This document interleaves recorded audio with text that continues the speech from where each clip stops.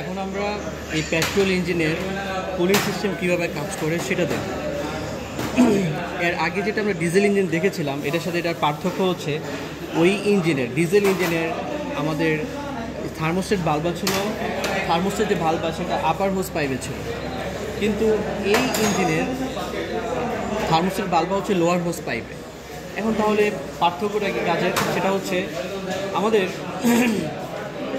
আমরা যখন আপার ট্যাঙ্কে এখান দিয়ে পানিটা প্রবেশ করাবো, ওয়াটার ফিলার ক্যাপ, তখন পানিটা আপার হোস পাইপ যেটা আছে এদিক দিয়ে এসে আমাদের প্রবেশ করে একদম আমাদের যে ওয়াটার পাম্প সহ প্রবেশ করে একদম আমাদের লোয়ার হোস পাইপে যে আমাদের থার্মোস্টেট ভালভটা আছে ওইটার পর্যন্ত চলে যাবে।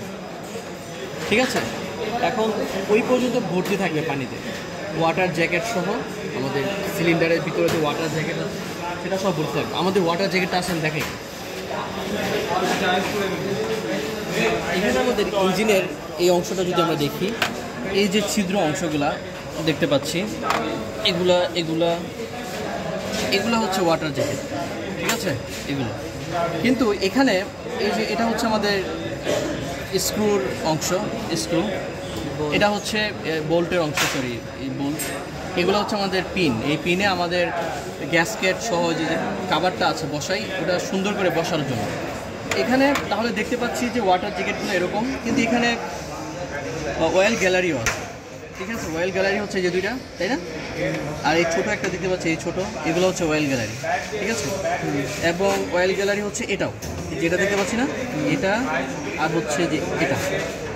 ঠিক আছে, এটা অয়েল গ্যালারি, এটা অয়েল গ্যালারি, এগুলো অয়েল গ্যালারি। আর বাকিটা হচ্ছে যে বাঁকা টাকা অংশ, ওগুলো হচ্ছে ওয়াটার জ্যাকেট। আচ্ছা, এখন ফুয়েলটা যখন আমাদের ওয়াটার যখন এখানে ভর্তি থাকবে একদম লোয়ার হোস পাইপের যে থার্মোস্টেট ভালভ পর্যন্ত, ইঞ্জিন যখন চালু হবে তখন আমাদের ইঞ্জিনটা তো গরম হতে থাকবে। গরম হতে থাকলে আমাদের এখান দিয়ে যে পানিটা দিয়েছিলাম লোয়ার ট্যাঙ্কে তো পানি চলে আসবে, তাই না? লোয়ার ট্যাঙ্কেও পানি চলে আসবে। এখন এখান দিয়ে পানিটা এসে লোয়ার হোস পাইপ দিয়ে আমাদের যে থার্মোস্টেট ভালভটা আছে ওই পর্যন্ত পানি, ঠান্ডা পানি গিয়ে থাকবে। এখন আমাদের যখন এটা গরম হতে থাকবে, এই গরমটা আমাদের আপার হোস পাইপ দিয়ে যে পানিটা গিয়ে একদম ওয়াটার পাম্প দিয়ে এসে যে থার্মোস্টেট ভালভে, থার্মোস্টেট ভালভ কোনটা দেখুন তো, হ্যাঁ এটা হচ্ছে থার্মোস্টেট ভালভ। এই থার্মোস্টেট ভালভে যখন এই পর্যন্ত পানি গরম থাকবে, তাই না, যখন ইঞ্জিন চলবে এই পর্যন্ত গরম থাকবে, আর এই পাশে হচ্ছে আমাদের ঠান্ডা পানি, এই পাশে গরম পানি, এই পাশে ঠান্ডা পানি। এখন এখানে যেহেতু গরম হয়ে যাবে তখন থার্মোস্টেট ভালভটা খুলে যাবে, একটা নির্দিষ্ট তাপমাত্রা খুলে যাবে, এবং ওয়াটার পাম্প পানিটাকে টান দিবে, পানিটা এই দিক দিয়ে প্রবেশ করে ওয়াটার পাম্প দিয়ে আবার ইঞ্জিনে প্রবেশ করে আপার হোস পাইপ দিয়ে আবার এখানে চলে আসবে।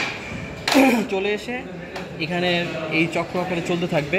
এখানে আমরা দেখতে পাচ্ছি যদি গরম পানির পরিমাণটা এখানে বেশি, মানে গরম হয়ে যায় পানি, এবং বাষ্পের যে প্রেশারটা সেটার কারণে এখান দিয়ে ওভারফ্লো পাইপ দিয়ে পানিটা, গ্যাসটা আমাদের যে ইয়াটা আছে, মানে বাষ্পটা আছে, বের হয়ে যাবে, আমাদের রিজার্ভ ট্যাঙ্কে চলে যাবে, যেটা আগের ভিডিওতে আমরা বর্ণনা করেছি।